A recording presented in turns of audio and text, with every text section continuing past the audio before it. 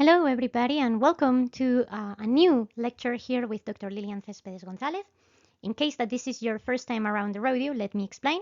I am doctor because I have a PhD from the University of Winchester precisely on one of the topics that we're dealing with today, which is the religion of the Norse. I did my entire PhD on Norse culture. And well, religion features quite prominently. So, although it's not my specific direct area of expertise, it's religion and culture are often, quite very strongly associated.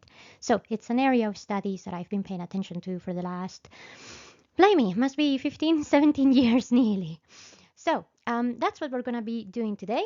And the first thing that I actually must do is I was very naughty. And originally this was called Viking Age religion. And I am going to correct that as we are on it, because frankly, this is not what it should be. It should be Old Norse religion. Why? Because, well, as perhaps you may have heard from me before about the general subject of the Vikings and what have you not, the word Viking and the Viking Age are very restrictive terminologies and not necessarily fair to the overall study of this discipline. So this is a much more appropriate name for what the presentation is actually about.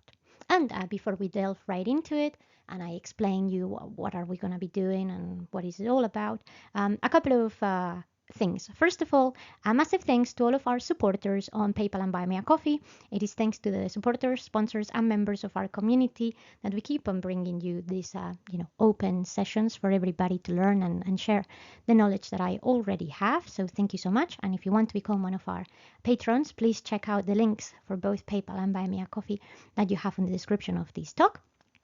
And secondly, this is going to be a bit of a technical lecture. I'm not going to lie. I may have gone a bit hardcore into this, but more importantly, it's a lecture that, by very nature of the subject that he's talking about, has to be technical because there are many unknowns, many things that we need to be precise about, and many things that we're in absolutely confusion of. So bear with. This will probably give you more of a headache and give you more questions than answers. But sometimes history, archaeology, and anthropology are like that. We don't always have the answers that you want or that we want. Trust me. I'm the first one to want the straightforward answers. That just doesn't always happen. So be a bit open minded and let's roll with the punches. Well, here we have the main conundrum, right, of this whole thing. What are the sources? How do we know where or what Norse religion is, where it comes from, etc.? Well, it's a bit of a mishmash. Like with most things that we know about the Norse, we don't have one single source of information, and that doesn't necessarily make our life easier.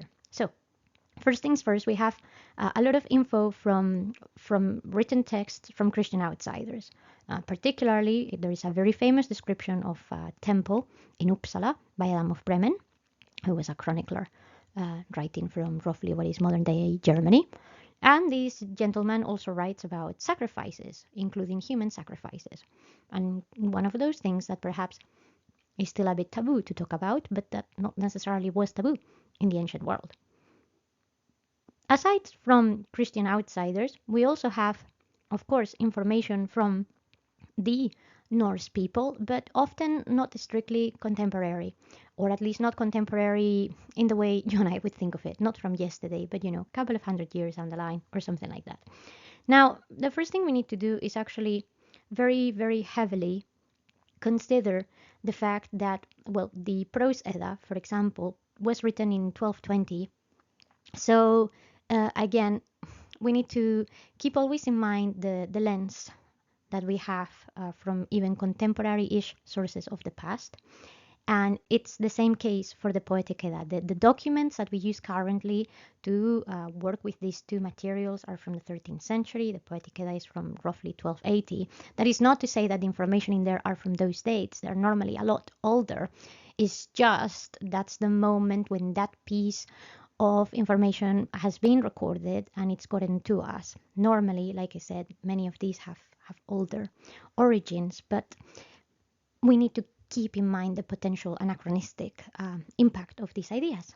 Well, From the Prose Edda, we learn a lot about mythology, and although mythology doesn't always equal religion, sometimes there is an intermingling element, and that is something that we need to consider. So from the Prose Edda, we learn the roles and the different names of many different gods, which then may or may not translate into people who were actually worshipped. And then from the Poetic Edda, we get a few other different ideas, particularly from Havamal. We essentially get some kind of code of conduct that illuminates us regarding moral values of this society, how to behave, essentially. And as far as we are aware, and what the poem leads us to believe, is that this was actually written, or at very least, idealized by Odin himself. So we already start seeing different aspects, right, of these Norse people. Places of worship, the people who run their stories that potentially were their main deities that they, followed, and of course, how to behave, morals, important part. Well, aside from that, we also have something called skaldic poetry. Skaldic poetry is hardcore, as in hardcore for us to always understand precisely and to find in full completion. So it can have some little issues here and there. But skaldic poetry, most of what we have from it is from the 10th century. It's a lot more contemporary to, let's say, the actual main period of the Norse civilization. But it's quite hard to dig into because it's full of metaphors. And a lot of those metaphors are based on, a convention or a code or ideas that were appropriate for the Norse, but that may be completely lost on us. So you really, really, really need to be like a skaldic expert to properly dive into it. And then we have archaeology, of course. Archaeology is always something that helps us understand the material world of the people that lived in different societies. And from the point of view of archaeology, we have two different perspectives into religion. The first one are burials, because of course the way people are buried and the way have treated the dead, historically speaking, tell us something about their beliefs, whether that is necessarily religion or something more philosophical or transcendental. I guess we can discuss semantics as much as you want. But from the point of view of burials, we have a lot of evidence from, for example, a place like Ribe that tells us some details about the practice and potential cults that may be around the dead. And we also have runestones. Now, these runestones are very interesting because we find them in different places across Scandinavia and other Norse colonies. And they often include things like blessings or dedications to people. So, again, these runestones give us a certain idea as to what was important for these people to remember after life. And finally, we have toponymy. Toponymy is of great use because the way we name places overall over time tends to, well, essentially refer to what happened in that place or a specific characteristic about that place. It's something that we don't see just, in civilizations of the past. A lot of Aboriginal cultures, a lot of native cultures all across the world still use that same, technique to refer to places that matter to them. So with insight of landscape, terrain, etc., we can get a better idea of what these places meant for the Norse. And well, in case that you were wondering what it is on the right, this is actually the Skog tapestry. And as you see, many incognitas. Is it 13th century? We reckon it is, probably. And is it Norse religion? Maybe. Those may be three very important Norse gods, but frankly, we're not sure. So again, this is where a lot of our complications come from and something that you need to be very aware of. Well, let's start talking about the social function of religion in Norse society, because one of the things that religion often does is, well, give society some kind of a frame to operate. Now, what's the issue? We don't exactly have in Norse a word for religion, which complicates the understanding of this whole ordeal. We have instead this term called siður, which essentially means custom.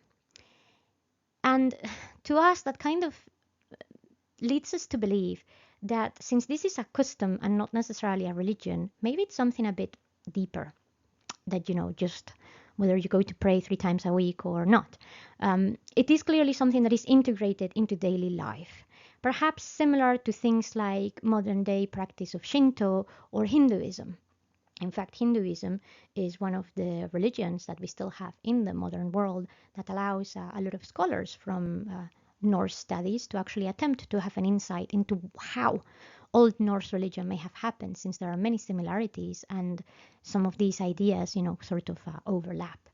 But like I said, aside from this concept of Sidur, there is no proper thought of religion in the way I think most people in the world nowadays think about that word, religion. Well, the second thing that becomes quite apparent when we start looking at the religion of the Norse is that it seems to be something that provides a public service. And we know that because we have records for temple upkeeps. So if people are paying for it, it's because they're obviously using it. And if they're paying for it regularly and well, then obviously it is important for their own societal context, period. On top of that, it's quite frequent that we find that a social function of religion, again, not just Norse, but many religions, is some kind of protection, whether it's from evil or something else. In Norse societies, we have found many amulets, particularly Thor's amulets, Mjolnir, that was supposed to keep away evil because, in mythology, Thor is like the great protector of mankind in many ways. He hunts a lot of giants, a lot of Jotuns, and it's, I guess, in some ways, is a way of, utilizing the very weapon that the man uses, or the god in this case, uses to keep you safe, to keep yourself safe, if you see what I mean. And then, of course, there is the whole idea of moralizing, right? In myth, we find a lot of moral codes for life. Again, this is not just exclusive to the Norse, but we get a lot of ideas from a lot of the Norse myths about what is proper behavior, what are the overall values of these communities. In Havamal, specifically, you can find information from how to treat a friend all the way to being a good ghost, and not just that. It always keeps on telling you to be moderate and keep a good reputation. Do good and don't be a fool, essentially, which in some, I guess, regards echoes other ideology that we get from different religions, right? What is good, what is bad, without necessarily applying the terms good and bad as we would get, for example, from a Christian society kind of perspective. But there are guidelines, and if there are guidelines, it's because, of course, people are suspect to engage with these texts and absorb them somehow. Now, we are aware that the vast majority of the things that are referred to in Havamal and the Poetic Edda, and even some potentially skaldic verses, were not necessarily always just written, and they were, things that were transmitted orally, at least to some extent. So if we have record of these being written down, it's because it mattered. It mattered enough and so much that it shouldn't just be kept around as a story or as something that you tell your neighbor, if you see what I mean. Now, on top of that, we also have a lot of legal links, both in regards to just overall religion and the idea of a code of conduct and how to behave in society. We know that lawbreakers were actually offered as sacrifice, normally to the god who looked after the reign upon which they had committed some kind of crime. So, for example, I don't know, imagine that you break the law, then you would be sacrificed to the god that takes care of that specific aspect. If you killed somebody or you do some kind of wrong in any specific way, again, some kind of deity that is related to this thing that you've done in one way or another seems to be the sacrificial receiver of your misery in that sense.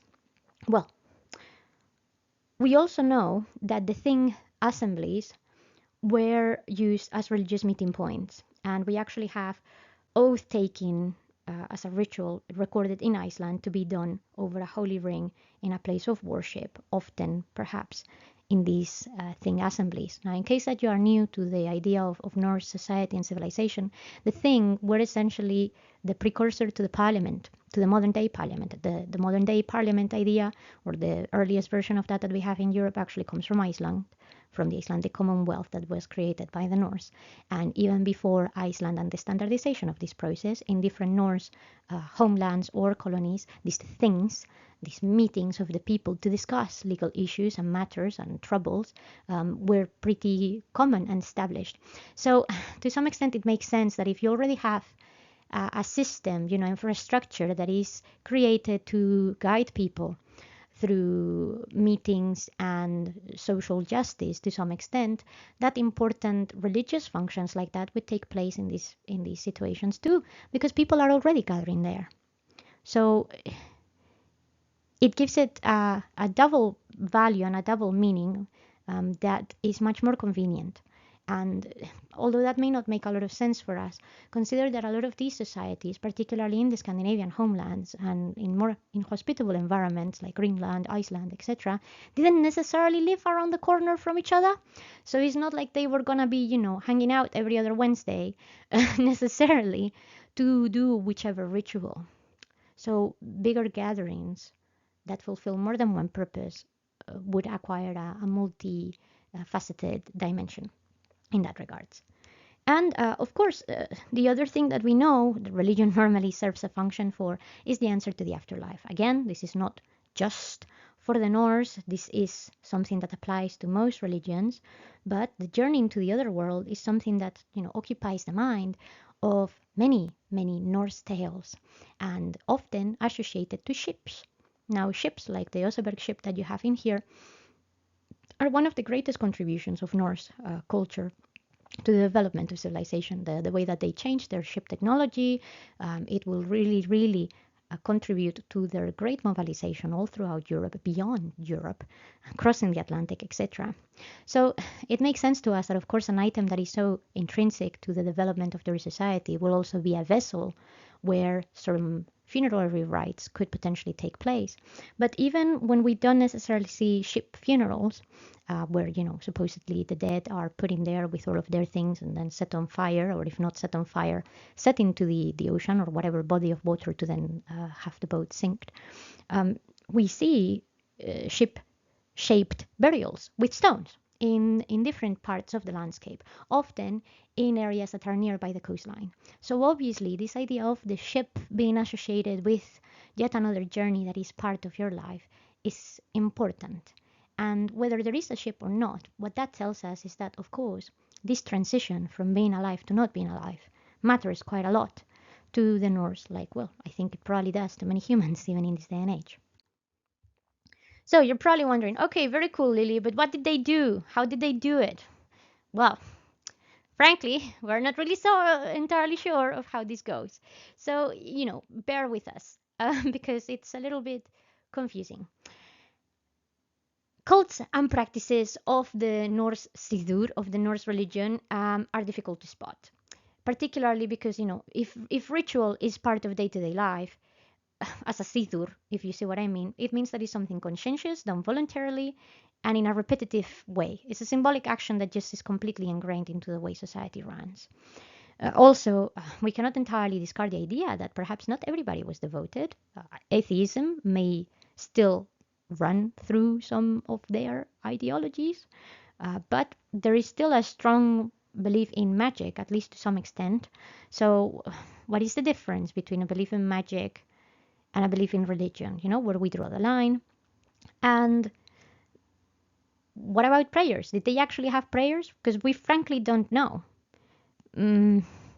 Is a kenning a stance, asking for something exactly a prayer, or is it more a statement? It's difficult for us to really understand, how these things are interacting with each other. Now, we know from tapestries from the 9th century that were found in the Oseberg burial ship that there were some kind of processions of devotees, sometimes wearing some kind of animal mask. So could there be a degree of totemism or animalism involved in their cult and practice?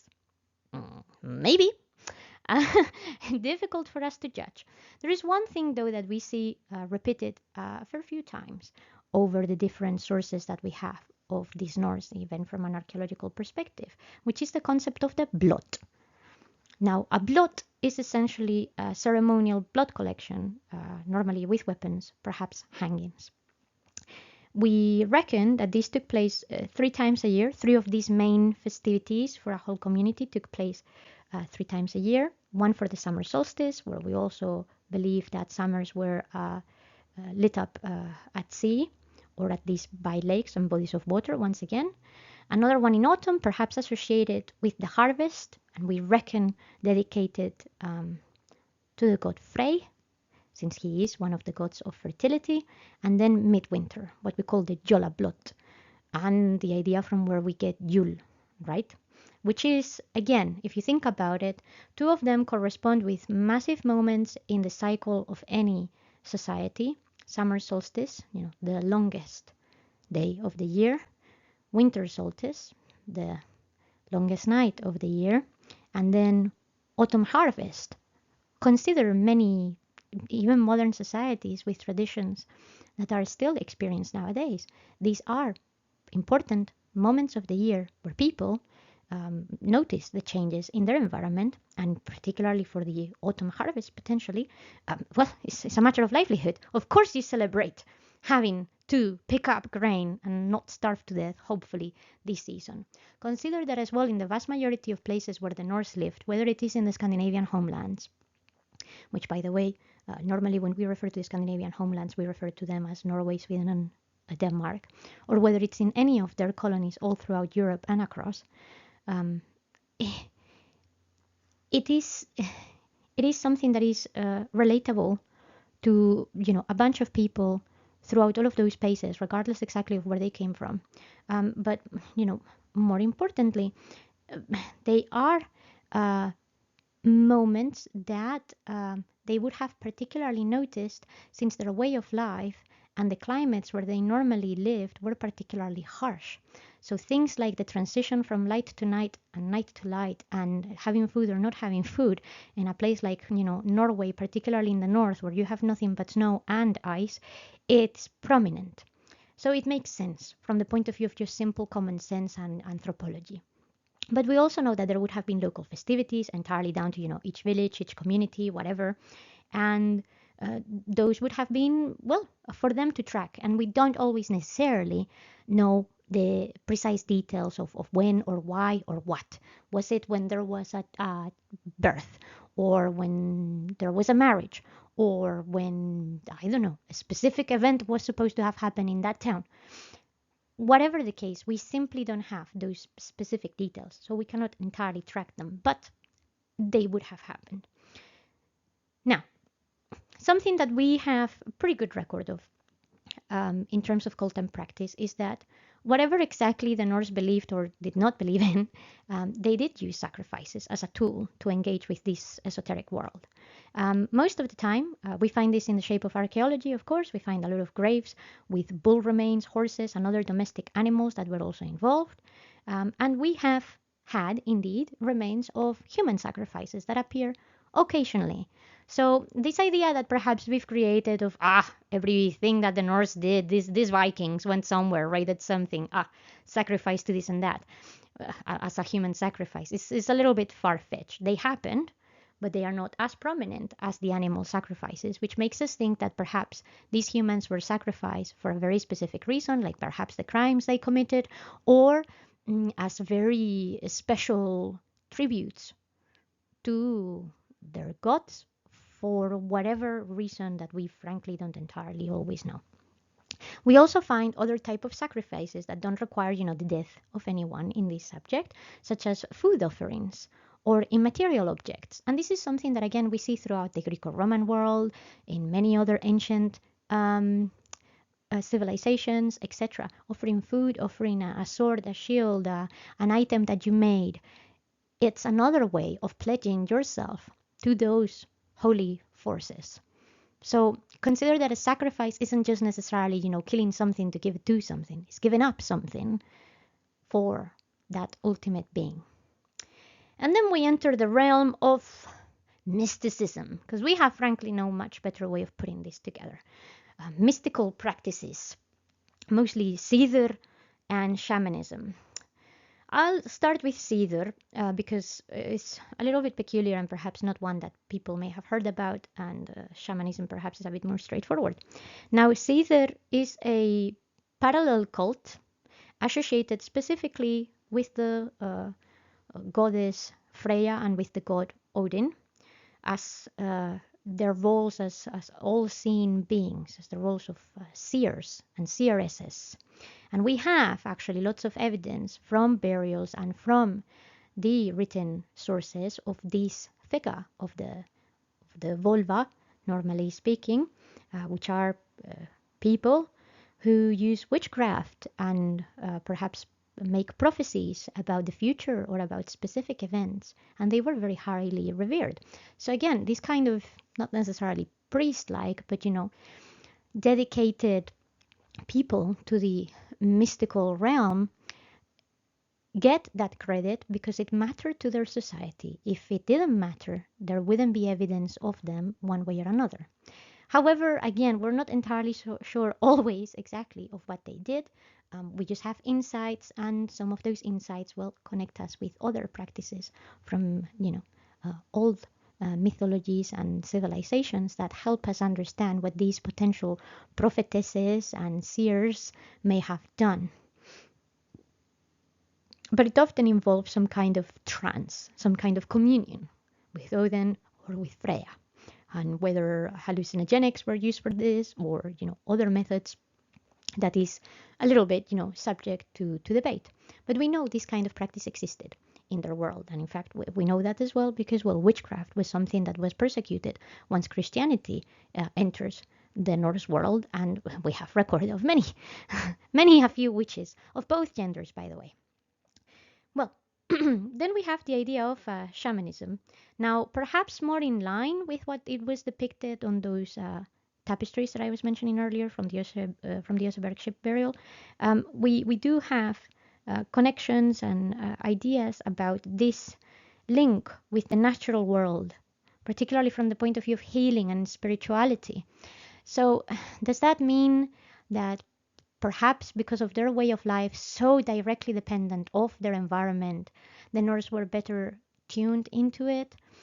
Does that mean, like some people have suggested, that the Norse cult that we have nowadays is perhaps an evolved version from an older earth goddess nature shamanistic society that then evolved into something else, particularly in the Middle Ages due to the needs of society?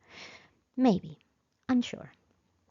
And then we have something that actually relates to the plaque that you see here on the left. This is the Torslunda plate from Sweden, and it's actually quite an interesting one because, as you see, it portrays some kind of human being with this horned helmet and some kind of human being with either a wolf head or transforming into a wolf, something relating to a wolf, right? Well, again, we have evidence that lead us to believe that perhaps certain cults, like for example the Berserkers or the wolf cults, were warrior cults specifically associated with the god Odin. Now, in case you don't know what the Berserkers are, let me explain. They are a type of warrior that seems to appear in some sources that seems to be kind of crazed, driven by this rage. Sort of the idea of, I guess, a bare-chested man running at you very angrily with a sword or an axe, regardless of what the consequences may be for them. Just complete and absolute carnage. The existence of berserkers has been questioned, doubted, and reimagined for as long as, I guess, human theories have been around, because, again, it's not something specific to the Norse. A few other societies Celtic and Germanic societies seem to have similar warriors to this.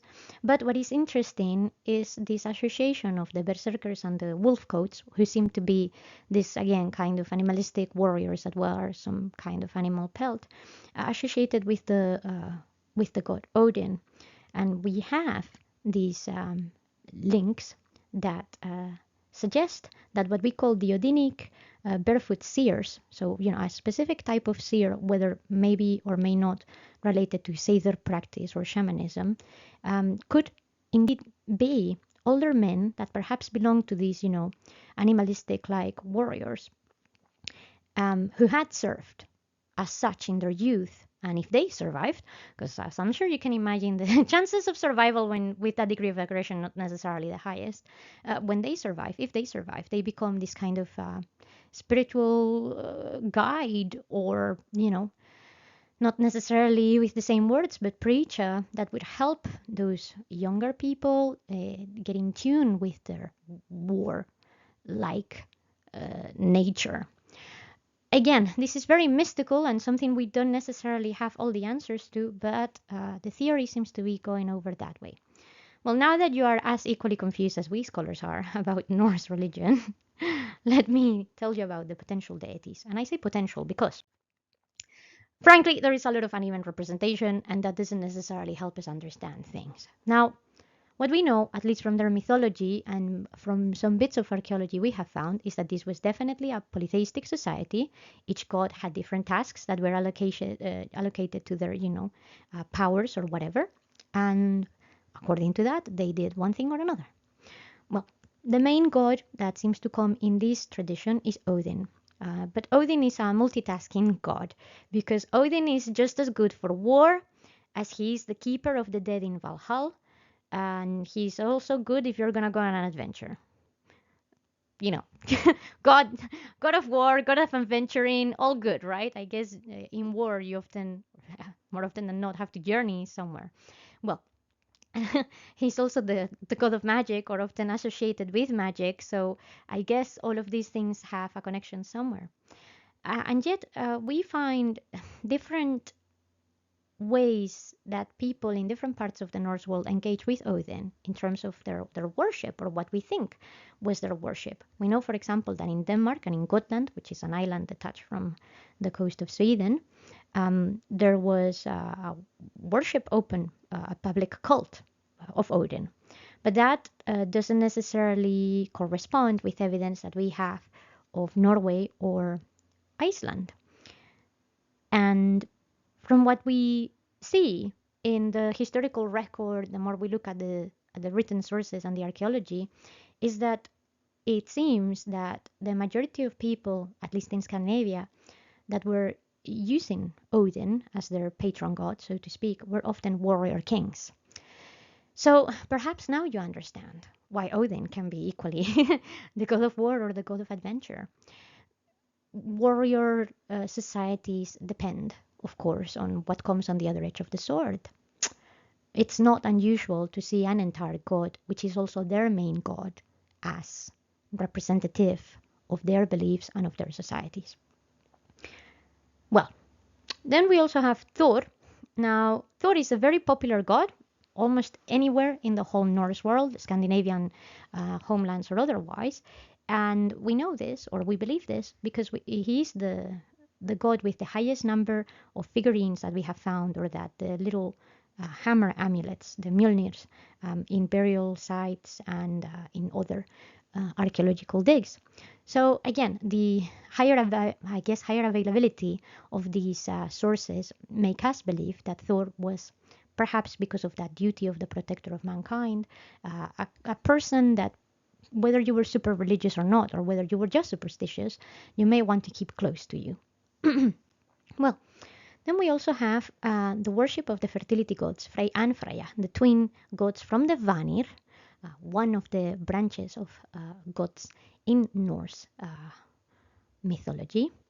And again, this is not entirely surprising when you are living in a landscape which is out there to kill you. Of course, you want to favor gods that will feed you.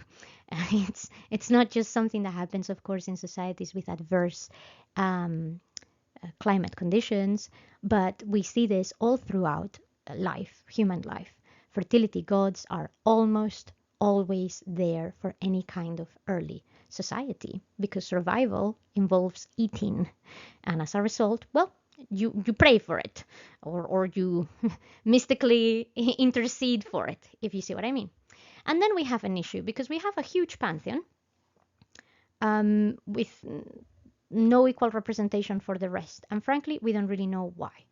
I don't know if that is because they were not important or not as important, whether some of these gods that we find in mythology from that long list that Snorri Sturluson gives us in the Prose Edda or even in the Poetic Edda, maybe they lost relevance over time, or maybe they are simply just not deities that you pray to or that you can worship.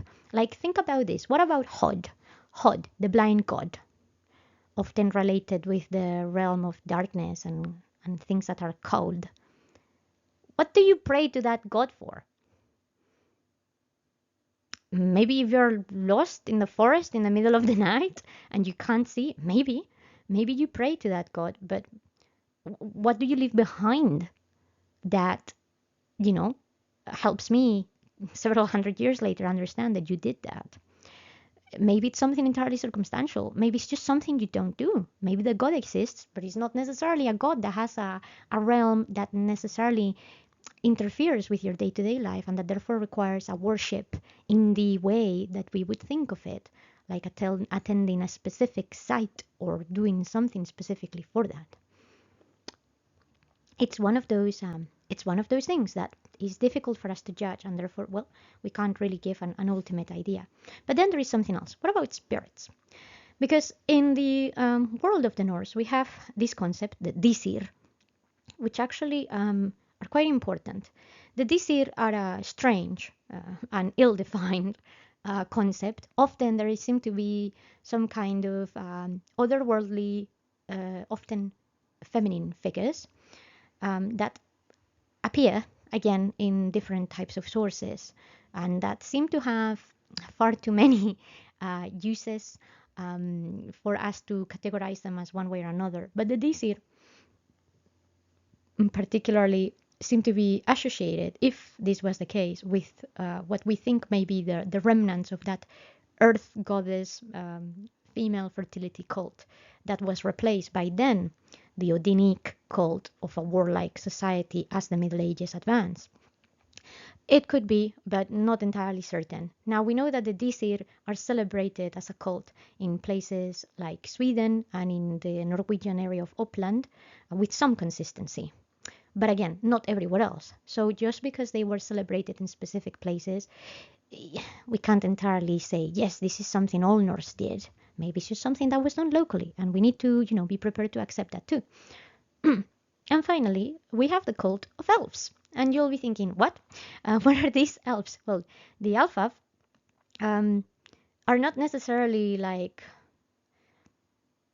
big deities, and they are not necessarily like downgraded deities either, but we have found figurines of these things worshipped within the home normally because of their protective powers, and they are still very prominent in places like Iceland.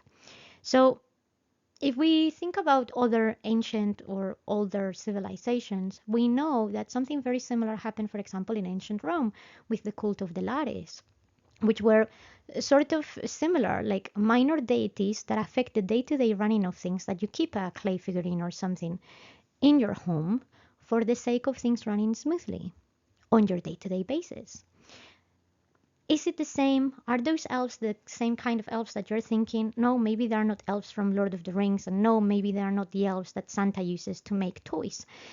Maybe there is this general sense of spirits that take different shapes depending on where you are in the Norse world. Maybe. Now, what about places of worship? Well, again, very difficult to track these down. From a linguistic perspective, we have many place names that are associated with the names of the gods. We have lots of woods dedicated to Thor in Denmark, lots of hills dedicated to Odin as well. But for example, when we look at Norway, we lack the consistency of the same place being dedicated to the same god or as frequently. Why is that? No idea. Likewise, if we look at Iceland, we find a lot of places that use the word vik, which is essentially a bay, alongside with things that relate to the god Njord, who is essentially a mariner, a sailor. So again, that would make sense. And that may explain why maybe we find that in Iceland, which is, an entire island in the middle of nowhere, than, for example, in Denmark.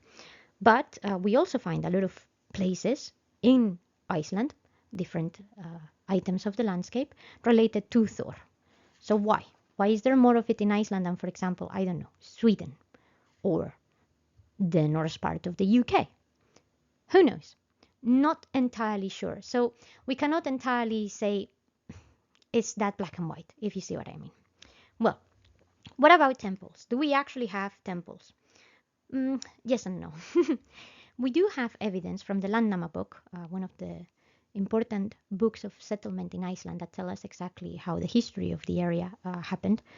They tell us the number and distribution of pagan temples that were in Iceland during the Norse times.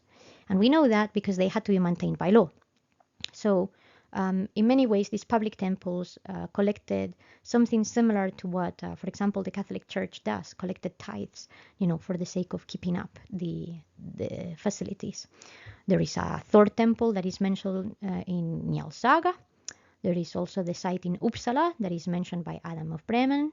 There is a site in Leire and in Gaular, which is mentioned in Egil Saga. So again, it seems unlikely that people would get out of their way to mention this or that temple if they didn't exist. But then again, what a temple may or may not have been is also difficult for us to understand. Now, the archaeological evidence around Uppsala do confirm that to some extent there was a place of worship here.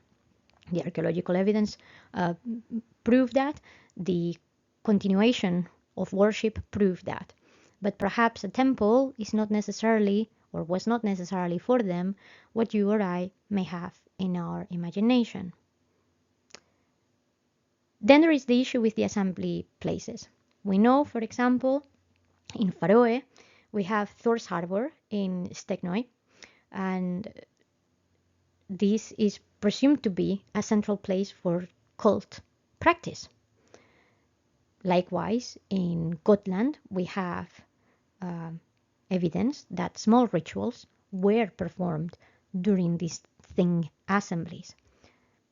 Just because, again, it was done here and there doesn't mean that it was done everywhere. Or maybe it is. We just simply don't have the evidence to back it up consistently.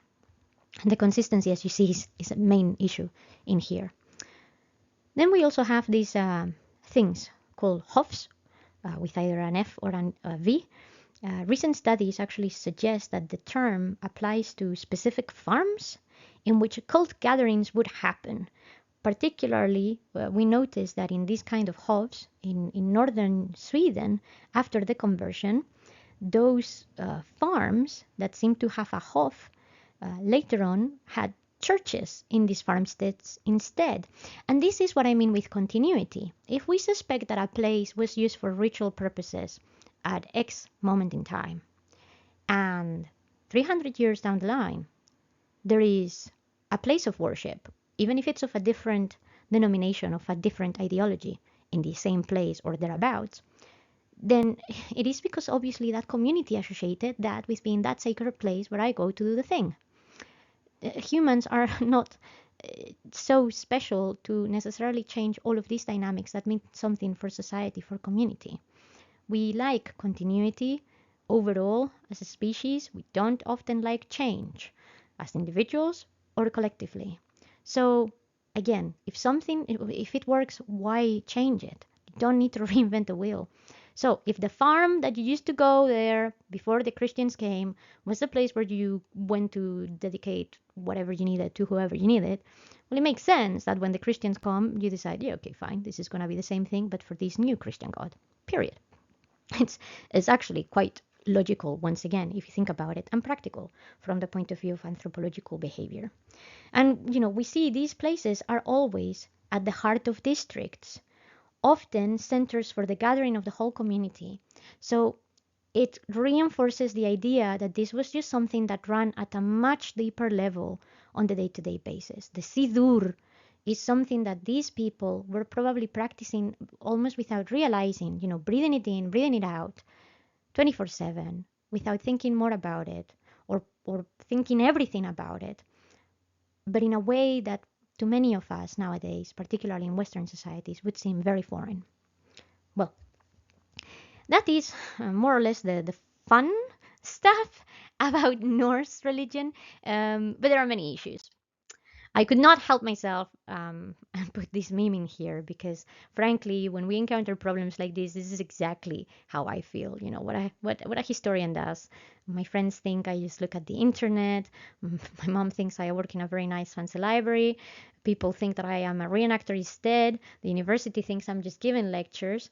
I think I'm doing really cool stuff, showing people this and that artifact, and in reality, no, I'm just buried in paperwork, trying to find answers to things that I frankly don't entirely know. Well, this is very much the summary of what this lecture has been around. And I completely, agree and understand the issue in there. There are too many gaps and many issues with the definitions of concepts which happen to just be too vague. And, there is also the fact that we frankly could be very severely affected by the romanticization of the past, particularly of a people like the Norse who have been incredibly misunderstood over time, incredibly reinterpreted, and used for various political agendas. But it raises the question, these people, though, according to their contemporaries, were defined, always, constantly as pagans, these awful pagans, those evil pagans that come to raid us and pillage us. The apprehension towards them is so high. And despite this constant mention of their paganism, there are very few mentions of what that paganism actually was. So what does that say? What does that say about them, about the Christians that engage with them? Is this just simply a case of very strong bias against something that is different? Because, somehow, and I'm saying this as somebody who studies the subject, somehow we still got it in our heads that this is the best known or one of the best known Christian religions in Europe of the Middle Ages. And I've just literally delivered, I'm not entirely sure, for about 40 minutes to you guys just now. How is this possible? How did they know they were pagans? How did those people know they were pagans? Is it because they saw them practice something that wasn't pagan? Or they just assumed they were pagan because they were being raided, which is not something that a good Christian would do. Do you see what I mean? How much of that is religious commentary as it is cultural commentary or social commentary? We need to remember that religion, society, and politics were actually completely intermingled back then. Then there is also a timeline problem. At the beginning of this lecture, I told you, no, this is not Viking Age religion. I'm changing this to Old Norse religion. And the problem is, when does this religion start? How long did it last? Is it just the Viking Age, meaning from roughly the 8th century to roughly the 11th century? What were they practicing before? And is it really the raiding that brings religion to the spotlight? I doubt that. Just because you decide to go and steal something from that monastery across the road, you suddenly don't decide to, reject your previous paganism for a different shape of paganism. These things take time. There is a lot of continuation, there is a lot of changes. Is Norse religion a general Indo-European cult development, which has a lot of similarities with many other Indo-European religions, cults, beliefs that we find from the ancient world to the early Middle Ages?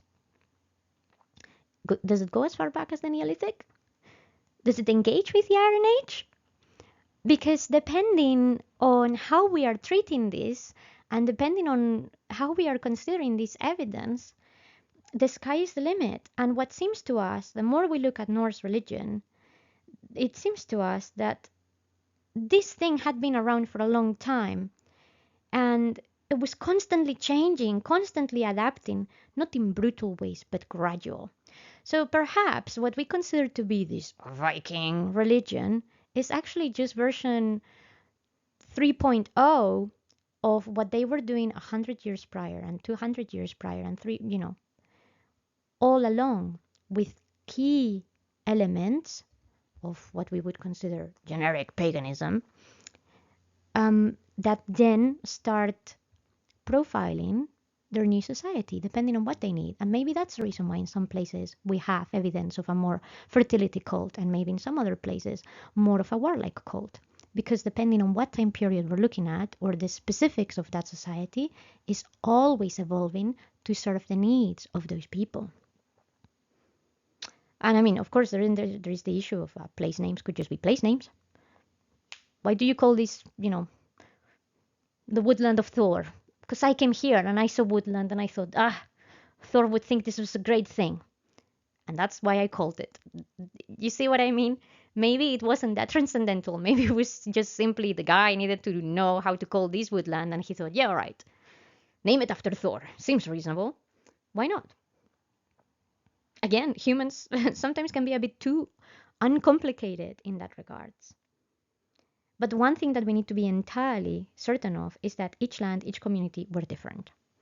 Regardless of some, relatabilities, they were all different to some extent because their living conditions were different. And this is the thing, we tend to pretend that the Norse were a monolith. And I tell you, if you've ever been to the top north of Sweden and you go to the frontier of Denmark with Germany, you can't compare those two societies as being exactly the same, because even from an environmental point of view, they are not. Impossible. Is not a thing that we can consider. Yes, perhaps they may have the same general idea, but when they put it in practice, it's going to be different because it is shaped through their lenses and their experiences of life.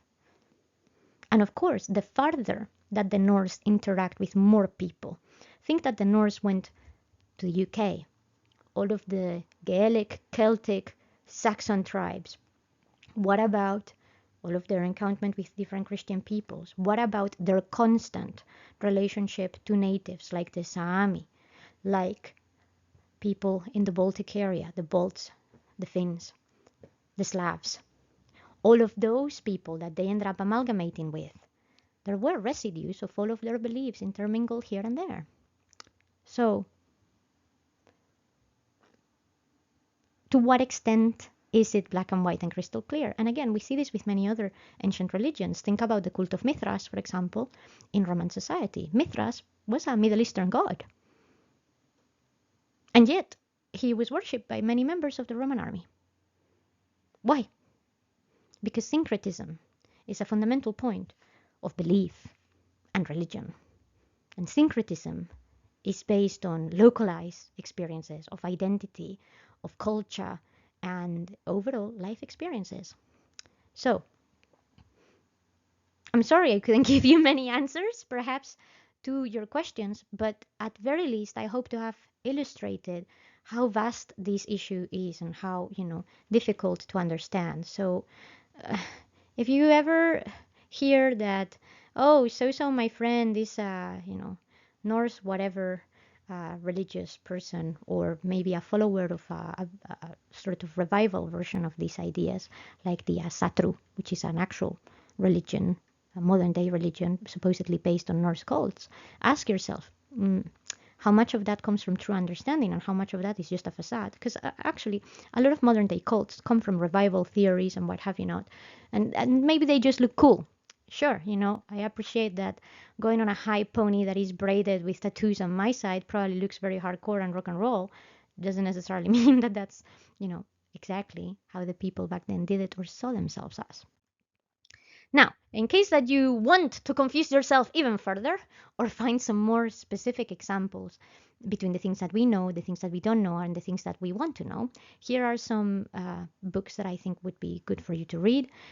Ewing, Gods and Worshippers in the Viking and Germanic World, as you see, makes an incision already from the get-go that perhaps these Norse people were not entirely separate from all of the other Germanic peoples. So pay a look at that. Davidson, Gods and Myths of Northern Europe is a very, very easy introductory book to get a better understanding of who these potential members of the pantheon were and why they matter. Then Dubois, frankly, when I started studying back in 2009, Dubois, Nordic Religions in the Viking Age, was already an old book. It's even older now, but still, because our understanding of a lot of this hasn't necessarily fundamentally changed, it's still a good general introduction. And as you see, it says Nordic religions in the Viking Age. So it's open you up to the possibility of this plurality of cults, that maybe it was not just one religion, but a combination of ideas, very specifically in the period of the Viking Age. So again, concentrating in a very specific moment in time.